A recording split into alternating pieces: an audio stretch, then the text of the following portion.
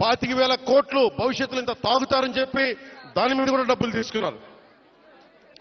దాదాపు ఎన్నో వేల దాదాపు 15-20 కోట్ల రూపాయలు అప్పులు తీసుకున్నారు, ముఖ్యంగా 3 జిల్లాలకు సంబంధించిన ఆస్తుల మీద. ఇవన్నీ డబ్బులు తీసుకొని కూడా రోడ్డు వేయలేదు. మరి ఏం చేశారు అభివృద్ధి అంటే మీరు ఆలోచించండి. గత కాలంలో ఒక్క మంత్రి అన్నా వచ్చాడా? మీరు చెప్పండి. ఈ రోజున నేను అధికారం రాకముందు ప్రజల్లో ఉన్నాను, అధికారం వచ్చిన తర్వాత కూడా నేను మీకోసమే పనిచేస్తాను. ఇక్కడున్న యువతకి నేను ఇదే మీకు మాటిస్తున్నాను. ఈ రోజున మన సాలూరు నుంచి నేను ఒకటే మాటిస్తున్నాను.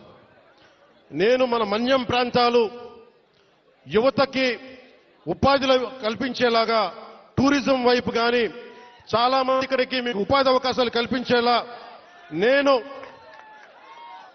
ఇక్కడున్న స్థానిక రాజకీయ నాయకులు, అన్ని పార్టీల రాజకీయ నాయకులతో పాటు మన గిరిజన వర్గ పెద్దలతోటి అందరితో మాట్లాడి ఒక బలమైన పరిష్కార మార్గం తీసుకుంటాం. అందుకే నేను ప్రతి 2 నెలలకు ఒకసారి 3 రోజుల పర్యటన పెట్టుకుంటాను మన జిల్లాలో.